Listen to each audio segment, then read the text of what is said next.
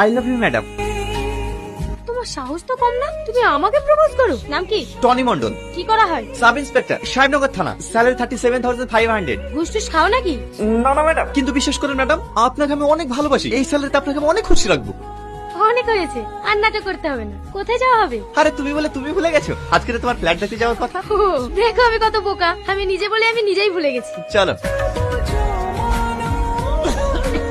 এই রিক্সা দাঁড় করা, রিক্সা চালাতে পারিস না, রিক্সা নিয়ে আসছিস কেন? বাবু চলে এসেছি, আর একটু। দরকার না তোর গাড়িতে যাওয়ার। এই নে বাবু 10 টাকা ভাড়া দিচ্ছেন কেন? 50 টাকা ভাড়া তো। 5 মিনিটের রাস্তা 15 মিনিটে নিয়ে এসে আবার 50 টাকা।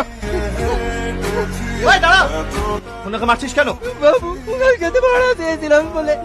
এই যত অত্যাচার শুধু গরিবের প্রতি না। সরি স্যার, ভুল হয়ে গেছে, আর হবে না। কি হলো, কি দেখছো? তোমাকে গরিবের দেবতা। তোমার কথা